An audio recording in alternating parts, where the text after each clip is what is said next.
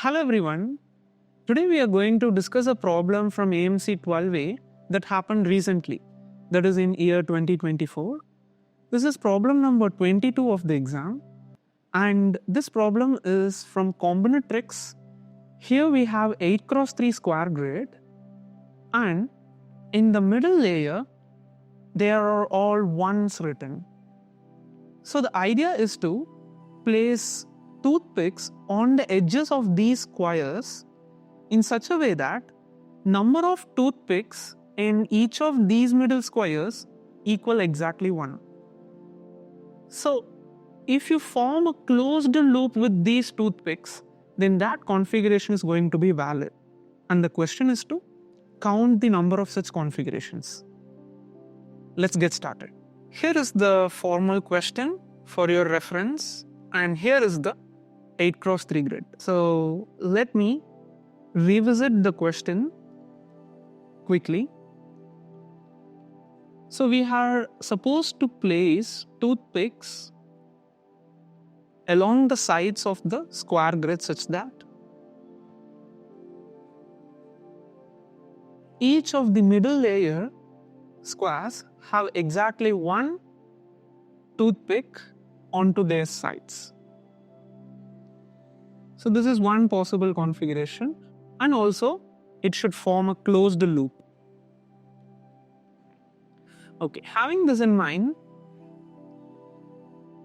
let's take some casework for the counting. Consider the leftmost square in the middle layer. So let's name this as top, middle, bottom. Considering the leftmost square, we need to place one toothpick. So let's casework on that. Suppose we pick the leftmost side, which is vertical, for the toothpick. Now, after placing the toothpick, the subsequent toothpick cannot be placed. The subsequent toothpick after the bottom point, let's call this as A and this as B. So the toothpick that is incident on the vertex B cannot lie in this position because that will have two toothpicks on the sides of the leftmost square. So let's place it like this. We have no other option as well. We have to place it that way. Now again, the same argument for point A will give us the toothpick in this form. And also notice that this closed loop should not be self-intersecting. As given in the question, this should not intersect itself at any point. So for example, if you have something like this, it's not correct as it intersects the loop once again. So we need to be careful about that. And after this point, there is no other option. We need to place the toothpicks like this. Then we come to this point. Let's call this point C and this one D. So we have to figure out ways of placing toothpicks from C to D that is not self-intersecting and starts from C and goes to D, satisfying the condition that number of toothpicks in the middle squares equal 1. First, notice that if you start from C, you cannot get to the bottom before reaching the final square in the middle layer. The reason is because if you suppose reach the bottom layer before reaching the middle last square, then you cannot move to the right. It's because if you move to the right, then this entire line segment breaks the square grid into two parts. So if you're going to access the right portion, then you will be devoid of the left portion. You cannot access that. Because if you need to access that, you have to cross this line segment once again, which forms a self-intersecting loop. Thus, you cannot get to the bottom layer before reaching the last square of the middle layer. And after reaching the last square of the middle layer, you have to move towards the point D. Of course, by satisfying all the middle layer squares. So this is the point under consideration. So let's write it down. Top to bottom layer only through final square in middle layer. Alright. So you choose either to visit the middle squares or not in the top layer. And you have to visit once again the corresponding squares which you did not visit in the top layer in the bottom layer. Suppose if you choose not to visit these squares, then you have to perform the visits like this. You have to visit and not visit, and you have to visit and you have to not visit, and you need to visit this. And clearly, the last square in the middle layer cannot be visited through this upper side of it. You have to go through the vertical right side of it. The reason is that through the last middle square, you are going to move from top to bottom. Thus, you cannot move from top to bottom through the horizontal side. You have to choose the vertical side. So in order to do that, just take a turn and move from top to bottom. Now, after reaching the bottom, you have to visit the squares that you missed in the bottom layer. So going to that, you have to visit this, and then you should not visit the other. Then you have to visit this. You should not visit the other. Visit this, and you get back to D. So this should be the maneuver through these square grid. So first of all, you have no choice for the last square of the middle grid, and that should happen through this vertical side. But that can also happen through this vertical side, which we will take as subcase 2. So for the subcase 1, let's consider that we move from top to bottom through the right vertical side of the last middle square. Alright, then it is simply choosing to visit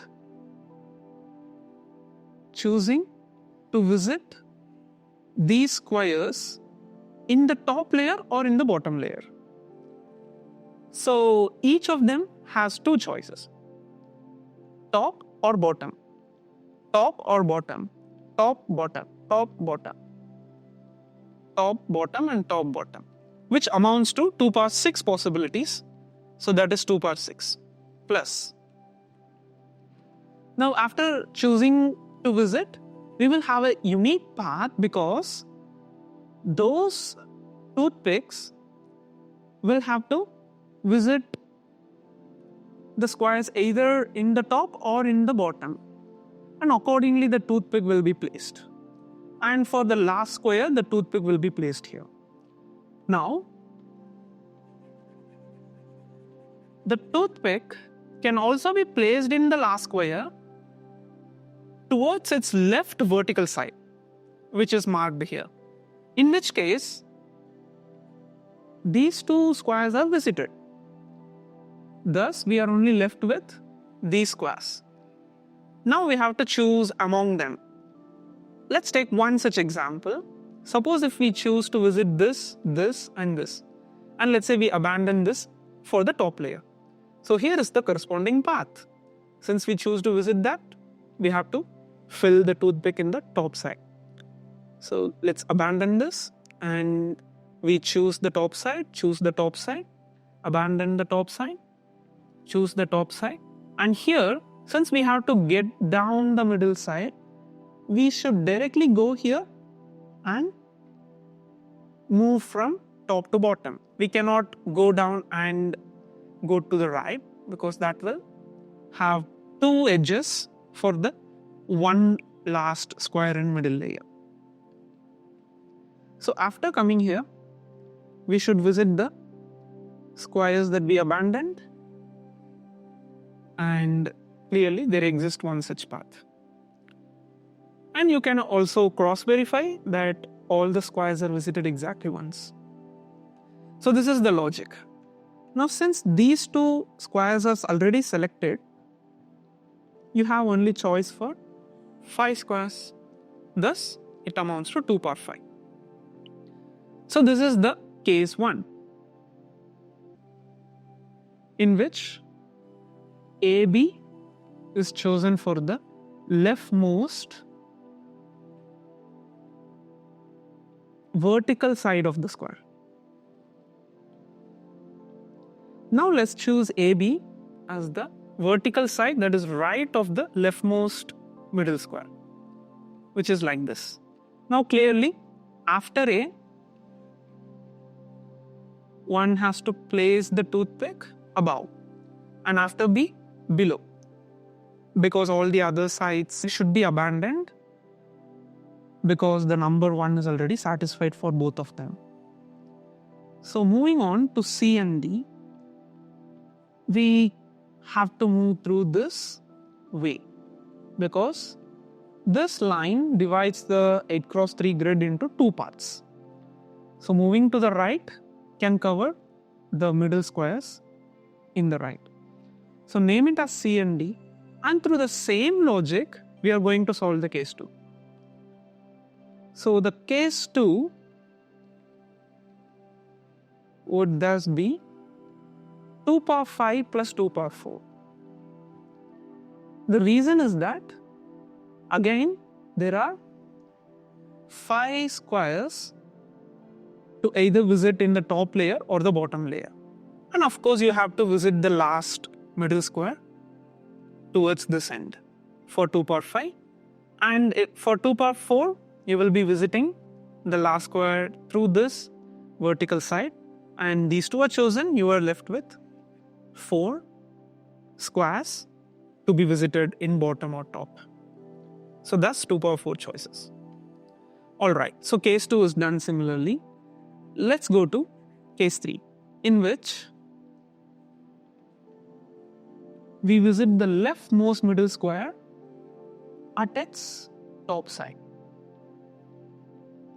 Say A and B are like this. Now think about the toothpick that is after B. There are 2 possibilities, either like this or like this. And think about the toothpick after A. It should be like this. And the toothpick after that should be like this. So now, after A, we pasted the toothpicks like this.